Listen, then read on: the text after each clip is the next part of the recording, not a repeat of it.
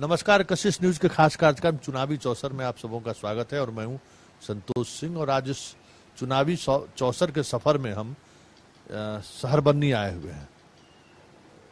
ये वही शहर बन्नी है जहां रामविलास पासवान जी का जन्म हुआ था। ये वही शहर बन्नी है जहां से रामविलास जी बाहर निकलकर देश और दुनिया के सामने एक दलित राजनीति के एक नए तरीके के नैरेटिव सेट करने में वो कामयाब हुए थे। ये वही शहर बन्नी है जिससे बाहर निकलकर रामविलास पासवान ने पूरे देश और दुनिया में राजनीति की एक नई समझदारी कायम करने में वो सफल रहे थे। लेकिन आज उस शहर बन्नी का लाल अब इस दुनिया में नहीं है, फिर भी कई यादें इस शहर बन्नी से जुड़ी हुई हैं। उन यादों के सहारे इस चुनावी मौसम में हम कई तरह की चीजों को समझने की कोशिश करेंगे। यहाँ आरजेडी, जदयू, एलजेपी चुनावी मैदान में है और स्वाभाविक है कि अगर एलजेपी यहां से चुनाव लड़ता है तो चिराग के लिए पहली अग्नि परीक्षा है। इनके चाचा पशुपति नाथ पारस 7 बार लगातार यहां से एमएलए रहे थे, 35 वर्षों तक एमएलए रहे। हालांकि इसी विधानसभा क्षेत्र से उनको 2 बार हार भी झेलनी पड़ी, लेकिन एक लंबा इतिहास रहा लगातार प्रतिनिधि के रूप में। चीजें बदली हैं, अब न वो शहर बन्नी है और ना वो माहौल है जिस माहौल को लेकर शहर बन्नी की चर्चा होती थी, जहां बहुत मुश्किल से लोग पहुंचते थे। अब वो स्थिति नहीं है, अब आप आराम से शहर बन्नी पहुंच भी सकते हैं। तो राजनीति में एक कह सकते हैं कि एक ऐसा सूर्य कास्त हो चुका है जो सिर्फ शहर बन्नी नहीं, देश और दुनिया, किसी ने सोचा भी नहीं होगा जब इस जगह पर उनका जन्म हुआ होगा कि वो व्यक्ति राजनीति के शिखर पर या देश और दुनिया में इस तरीके से उनका नाम होगा। अब उनकी दूसरी पीढ़ी मतलब उनके बेटे चिराग पासवान चुनावी राजनीति में हैं और वो एक नई तरीके की राजनीति साधने की कोशिश कर रहे हैं। पहली बार जब उन्हें कमान मिला है तो उन्होंने एक बागावती तेवर दिखाते हुए बिहार की राजनीति में एक तीसरे विकल्प की बात की शुरुआत की है। और अब सबों की नजर इस विधानसभा क्षेत्र पर टिकी हुई है कि जिस तरीके से वो नीतीश के खिलाफ मोर्चा खोला और कहा कि वह हम मोदी से हमें बैर नहीं, नीतीश तुम्हें खैर नहीं। इस नारे के साथ उन चीजों को, उस राजनीति को लेकर वो आगे बढ़े हैं।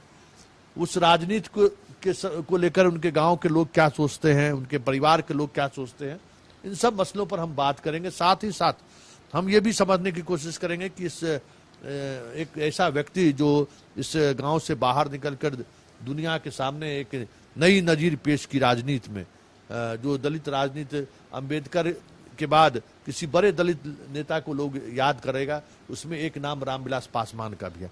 हमारे साथ रामविलास पासवान जी के साथ पढ़ने वाले उनके भाई हैं जो उनके बचपन से उनके साथ रहे, जब तक ये शहर बन्नी से उनका रिश्ता रहा, उन रिश्तों के साथ ये लगातार जुड़े रहे। अब कई यादें इनके साथ होंगी। तो इस राजनीतिक परिचर्चा से पहले जरा हम इन चीजों को भी, उस क्षण को भी हम महसूस करना चाहेंगे कि बचपन से वो कैसे थे, किस तरीके से वो, उनकी राजनीतिक महत्वाकांक्षा कैसी रही या कैसे वो राजनीति में आए। इन सब तमाम चीजों को लेकर हम उनसे ये समझने की कोशिश करेंगे। साथ साथ उनके परिवार के भी लोगों से हम बात करेंगे। जरा ये बताइए, जब दोनों आप लोग साथ पढ़ते थे तो कभी आपने सोचा या कभी वो बातचीत में करते थे कि हम राजनीति में आएंगे? जी नहीं, वो कभी नहीं सोच रहे थे। पिताजी का उद्देश्य था कि मेरा लड़का कोई अफसर बने। कैसे उनके इसमें राजनीति में कैसे आने का उनका वो ये हो गया? वो तो बीपीएससी कंप्लीट किए थे, डीएसपी बनने जा रहे थे और राजनीति में पहुंच गए। 1969 में मध्यावधि जब चुनाव हुआ तो उस समय सोशलिस्ट पार्टी का कोई कैंडिडेट नहीं मिलता था। कार्यकर्ता लोग खोजते थे, कोई नहीं मिलता था। तो इनको पटना से पकड़ के लाया गया और साइकिल और पैदल से, कहा कि गरीब परिवार के थे हम लोग, साइकिल और पैदल से उनको घुमाया जाता था। कहीं कहीं चंदा भी मिलता था। तब वे 69 इलेक्शन लड़े थे। डीएसपी की पोस्ट छोड़ करके 1969 में वो इलेक्शन लड़े और जीत के वो विधानसभा चले गए। कहाँ से वो चुनाव लड़े थे? वो अलौली विधानसभा से। मतलब पहली बार विधायक इसी विधानसभा क्षेत्र से हो जी हाँ, 1969 में अलोली विधानसभा से विधायक जीत के वो चले गए थे यहाँ से। मतलब उनका भी मतलब जन्मस्थली के साथ साथ राजनीति में भी पदार्पण उनका इन्हीं क्षेत्र से हुआ। जी हाँ। फिर कैसे सफर शुरू हुआ? आप लोग साथ पढ़ते थे, अब विधायक बन गए, चले डीएसपी बने, फिर विधायक बन गए, उसके बाद क्या सफर रहा? क्या कुछ याद अगर आपके जेहन में हो तो जरा हम। राजनीतिक में लगनशील रहे। 1969 में इलेक्शन जीतने के बाद में 72-73 में फिर हार गए थे। जेपी का आंदोलन होने के बाद में जेपी से के साथ में ही संलग्न हो गए और जेपी के साथ में ही बहुत अच्छा संबंध इनको था रहा। रहने के बाद में जब लोकसभा का जब चुनाव हुआ तब जेपी जी इनको हाजीपुर से टिकट दे दिया गया, वहाँ अजय बहुमत से ही। और उसके बाद ये हाजीपुर के हो गए। जी हाँ, उसके बाद से वो हाजीपुर में। मतलब चुनाव भी अलौली में ही हारे वो? जी हाँ।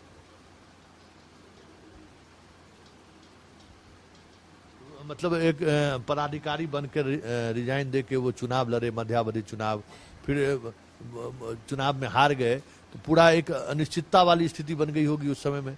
पिताजी को क्या गुजर रहा होगा? पिताजी सोच रहे थे कि बेटा मेरा ऑफिसर बने। तो ये बचपन से ही पढ़ाई लिखाई में अच्छे थे, मतलब पढ़ाई लिखाई में बहुत अच्छे थे ये। सरस्वती एक तरह से कहिए इनके पास में सरस्वती जयंती थी, जो एक बार देख लेते थे उनका हमेशा याद रहता था। हम 3 भाई साथ ही पढ़ते थे, हम, वीरेंद्र पासवान और रामविलास पासवान। कभी सोचे थे कि इस तरीके से भाई साथ छोड़ के चले? कभी भी नहीं सोचे। अभी जाने वाले भी उम्र नहीं था उनका। मतलब उनके उम्र के गांव में अभी कई लोग हैं, अभी बहुत लोग हैं।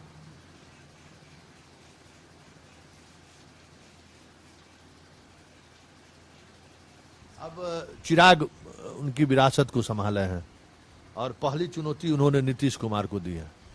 मतलब एक जैसी उनको इनके पार्टी का कमान उनके हाथ में है आज, सामने नीतीश चुनौती है कि नीतीश जिस तरीके से कहा यह गया कि लोजपा को लेकर या रामविलास जी को लेकर जो उनका व्यवहार रहा उससे नाराजगी है और आज आमने सामने है। तो इस एक अभिभावक के रूप में, एक गार्जियन आप हैं, गांव के लोग हैं, आप रिश्तेदार हैं, क्या सोचते हैं ये कितनी बड़ी चुनौती है और किस तरीके से आप उसको देखते हैं? नीतीश कुमार के साथ में चिराग पासवान को बहुत भारी चुनौती है। पिता स्वर्गवास होने के बाद में समूचे सीट पर लड़ना नीतीश कुमार का ये भारी चुनौती दे रहे हैं चिराग पासवान। आप सारे परिवार का आशीर्वाद उनके साथ है? सारे परिवार का आशीर्वाद है उनके साथ। तो वो राजनीतिक सफर की शुरुआत कर रहे हैं और शुरुआत कर रहे हैं जब उनके पिताजी का साया सर से उठ चुका है और कई तरह से उनकी घेराबंदी करने की कोशिश हो रही है। ऐसी स्थिति में आप क्या आशीर्वाद देना, क्या कहना चाहेंगे? आशीर्वाद तो हम यही देखेंगे कि ये विजय होकर निकले। उनका उम्मीदवार लोजपा से चुनाव भी यहाँ लोग लड़ रहे हैं। जी हाँ, यहाँ लोजपा के कार्यकर्ता बहुत हैं, यहाँ तन मन धन से लोजपा को जिताने के प्रयास में है और जीतेगा। कुछ ऐसा चीज याद करिए जो हमें लगता है कि वो चीज हम लोगों के जानकारी में आना चाहिए। आप दोनों भाई के बीच कुछ ऐसी यादें हो जो अलग हो, भाई के साथ कुछ। उनके बारे में क्या जानकारी देंगे कि प्रेम अगर टूटता है तब न जाकर कोई तरह का याद आता है। जब प्रेम में बंधे हुए थे तो प्रेम में बंधे रहने के कारण क्या याद दिलाएंगे। भाई भाई का जो प्रेम था वो सब दिन रहा और हमको बड़े भाई की तुलमऊ मानते थे। ये कभी आपको लगा कि इनके अंदर इस तरह की का प्रतिभा है कि ये आदमी इतनी ऊंचाई तक जा सकता है? जी नहीं, ये अपना कर्तव्य के ऊपर इतना उच्च कोटि पर चढ़ सकेगी। लेकिन बचपन से ही ये एक अलग प्रतिभा के लोग थे। हाँ, बचपन से लेके स्कूल तक में जहाँ भी थे इनका प्रतिभा अलग रहा।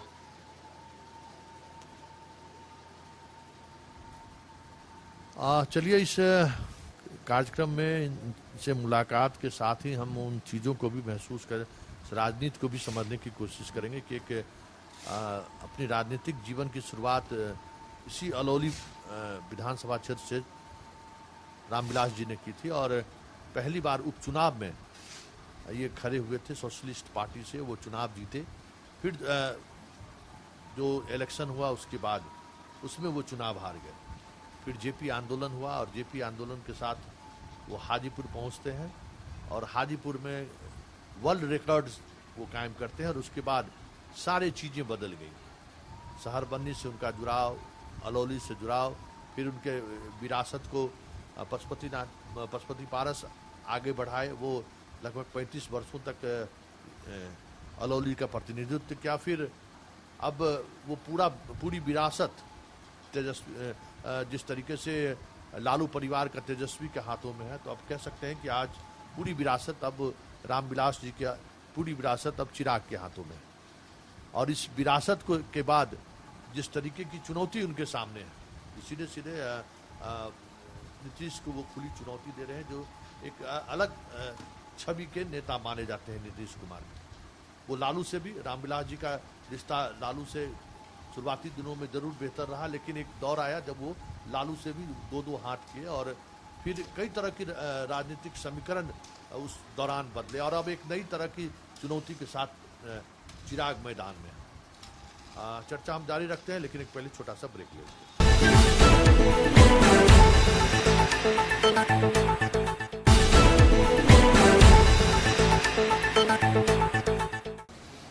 ब्रेक के बाद एक बार फिर से स्वागत है और चुनावी चौसर कार्यक्रम में हम शहरबन्नी के उस धरोहर की याद कर रहे हैं जिस धरोहर ने देश और दुनिया के सामने एक नई नजीर पेश की है। एक दलित राजनीति की, जिस दलित राजनीति को लेकर बिहार या देश में एक अलग मुकाम तक पहुंचने की बात होगी, तो उसमें इस शहरबन्नी गांव की चर्चा जरूर होगी कि रामविलास पासवान यहीं उनका जन्म हुआ और यहीं से वो अपने पढ़ाई के साथ अपने करियर की शुरुआत की। पहली बार विधायक भी इसी अलौली विधानसभा क्षेत्र से बने, फिर हाजीपुर गए और हाजीपुर के बाद जो उनका कीर्तिमान रिकॉर्ड, खुद अपने ही रिकॉर्ड को तोड़ते रहे। और उसी विरासत को तलाशने के लिए हम एक बार फिर से हम शहरबन्नी आए हैं और उस परिवार में आप कह सकते हैं कि जो सबसे मतलब जो अब एक स्तंभ कह सकते हैं कि वो स्तंभ उनकी पत्नी अभी हैं और उनसे हम बात करना चाहेंगे कि अब परिवार और पार्टी दोनों के अभिभावक के रूप में ये अभी हैं। एक अभिभावक के रूप में क्या सोच रही हैं आप? परिवार के भी सबसे बड़े आप ही हैं, पार्टी भी हैं, बेटा आपका चुनावी मैदान में है चिराग, और इस विपदा के इस घड़ी में सबसे बड़ी चुनौती के साथ वो राजनीति में है। क्या आप आशीर्वाद देना चाहेंगे? आशीर्वाद पिता से ज्यादा हो, इतना ही आशीर्वाद कि अच्छा ढंग से राजनीति करो। आप पापा से ज्यादा महत्व मिलेगा। चिराग मेरा बेटा है, बात जो मानेंगे तब तो ठीक है, नहीं मेरा बात मानेंगे तो वो जाने। बेटा के माँ के तो प्रेम रहता है। मतलब आप चाहती हैं कि चिराग रामविलास जी से भी ऊपर जाए? हाँ, और उनके पिताजी से ऊपर जाए।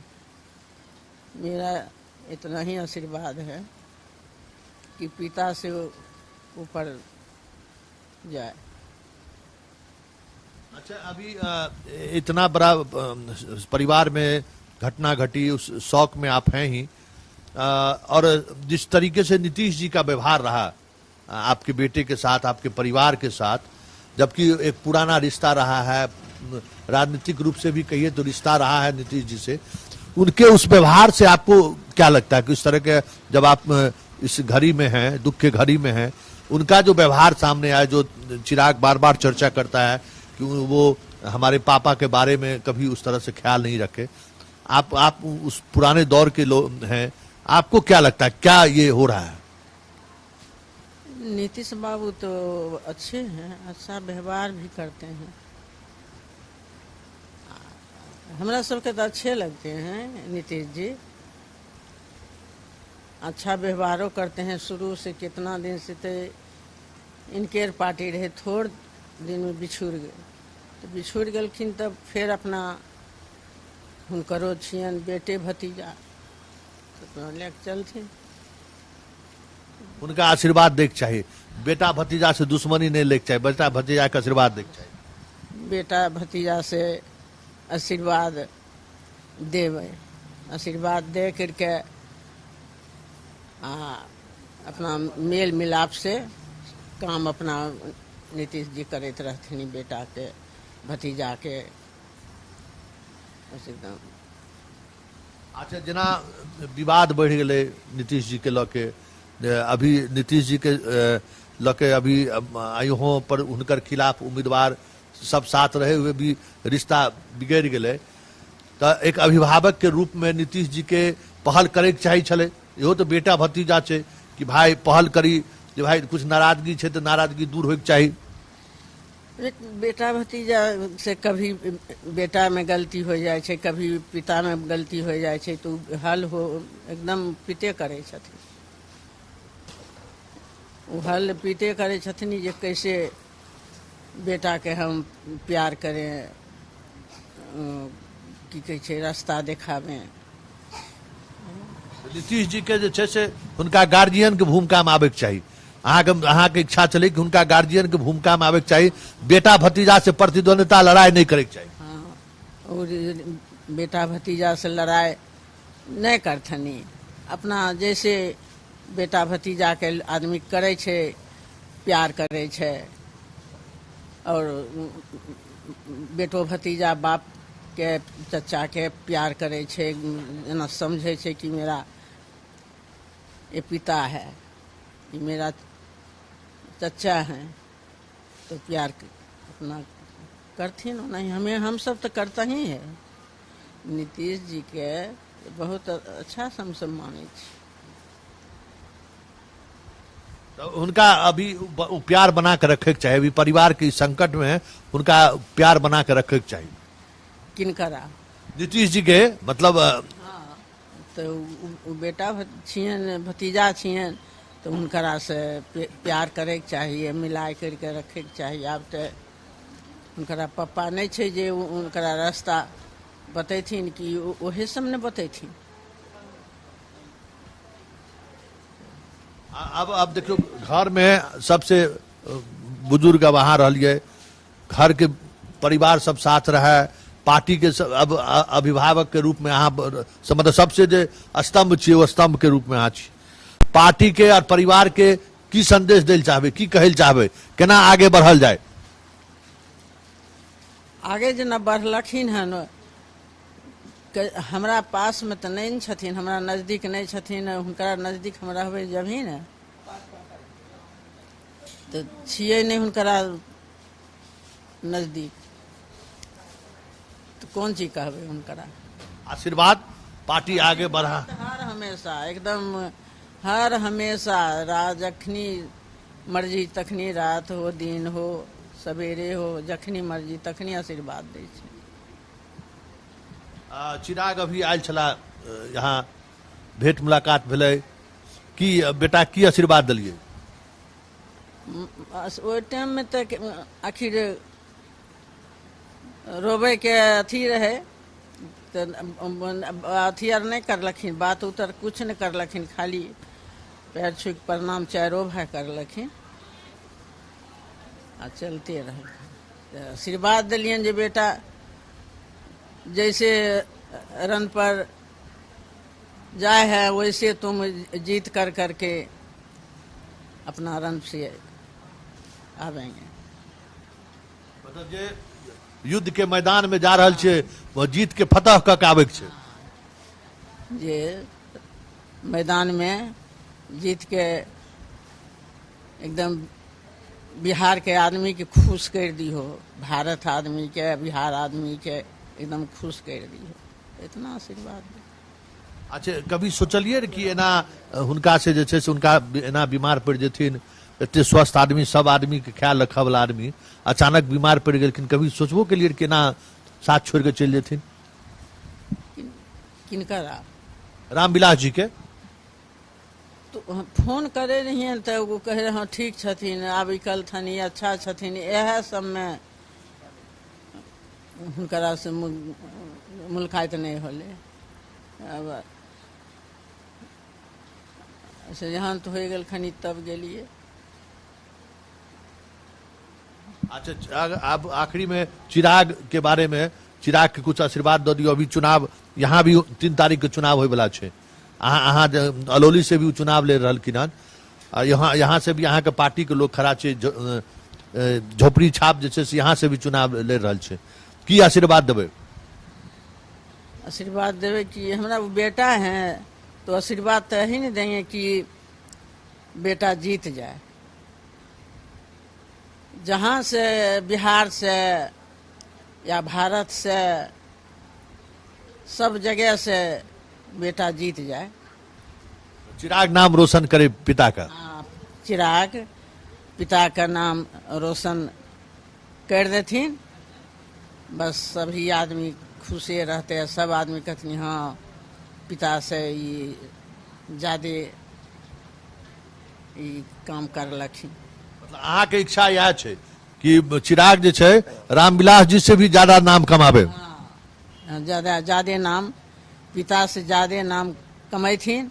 आदमी सब जे हुनकर वोट देते हुनकरो देखथनी जे हाँ सब आदमी हम अपने से नहीं जीतलिए हन कि आदमी ने हुनकरा जीतलके हन, तो हुनकरो सबके देखे के चाहिए। मतलब सब पूरा जे जनता छे से परिवार छे, वो परिवार जका जे छे, जे वोट दे छे ओकरा परिवार जका समझियो आ सबके साथ लग चलियो।